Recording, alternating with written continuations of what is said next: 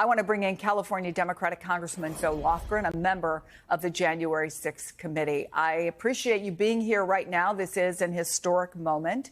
You have seen more than almost probably any other American on this case. You certainly have lived it in a very real way, including the people who are deeply affected by it, the fallout from January 6th. So I have to ask the simple question. What's your reaction to hearing that all of this seems to be done? Well, I'm not surprised. When Mr. Trump was elected president, I think it became clear that this prosecution could not go forward. You know, it's ironic that the top Republican in the Senate pointed out in the impeachment that he should be prosecuted, that what he did was criminal and that the court should take care of it. And of course, now there's no accountability, either using the constitutional method of impeachment or the courts, as Mitch McConnell suggested, should be the case. So there's no accountability. The conduct was criminal.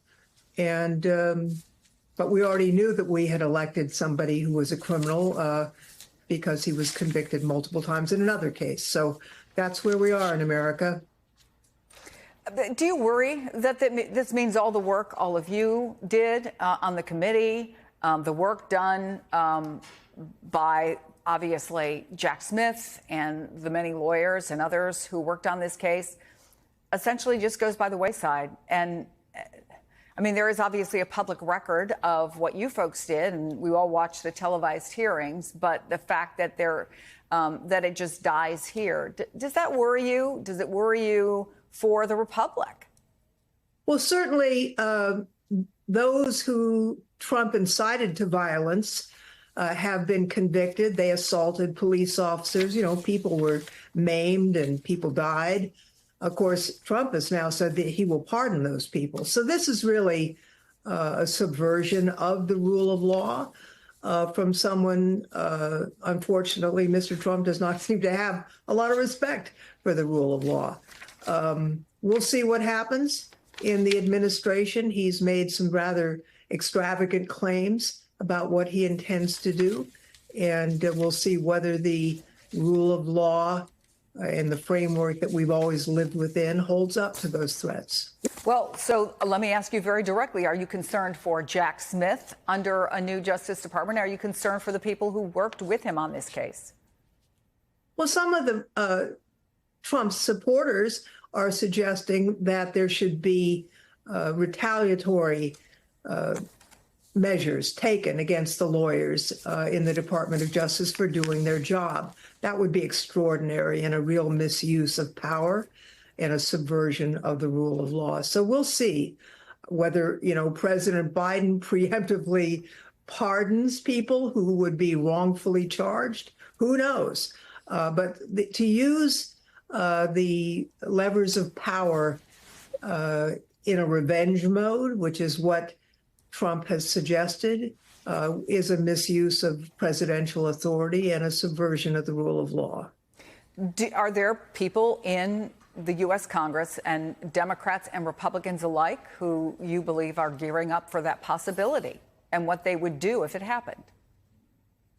Well, as you're aware, the House and the Senate have Republican majorities. And because of that, the Democratic minority have no capacity legally to put anything on the agenda, to force a vote on any measure.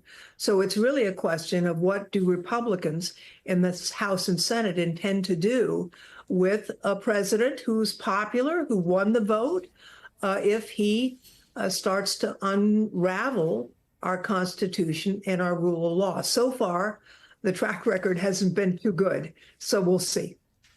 You said last month you were disappointed DOJ hadn't started their investigation even earlier. I think you're definitely not alone in that feeling. Looking back, do you think that not charging Trump until more than 2 years after January 6th was the ultimate mistake that doomed this?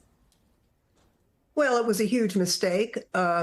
Certainly, the committee found, a lot of evidence without the tools that the Justice Department has that made it clear that Trump was at the center of this wide-ranging conspiracy.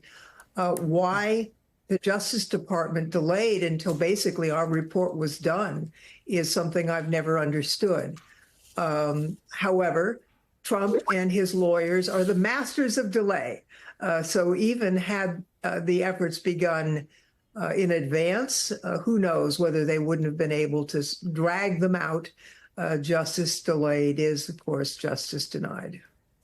You were, before you were elected, a practicing lawyer. So let me ask you this. What do you say to folks who, whatever their political beliefs may be, believe in the system and believe the system should have had a chance to play itself out? And do you think that they're right to worry that the system doesn't work, that there's a system of justice that isn't the same for everyone? Well, certainly, Mr. Trump has never been dealt with in these federal cases as any other American would have been treated. He is above the law. But, you also understand, Mr. Smith, you're not going to prosecute a sitting president. That is not something that is envisioned. And so the delay got us to this point. And you're not going to prosecute somebody that the American people just elected president. So I think the only choice was to dismiss the matter or to somehow take it off calendar until after his term. But that would be so attenuated in terms of time. So I do understand that the process we're in is both in the courtroom, but also in the public arena. And the people of the United States, the voters, decided to reelect Donald Trump as president. And he's not going to be prosecuted since he was just reelected as president. So there you have it. It should have been dealt with many years ago. But ultimately, it was the political process of the election that held sway and made the decision really inevitable. Congresswoman Zoe Lofgren, thank you so much for coming to a camera so quickly. And let me wish you and yours a happy Thanksgiving. Appreciate it.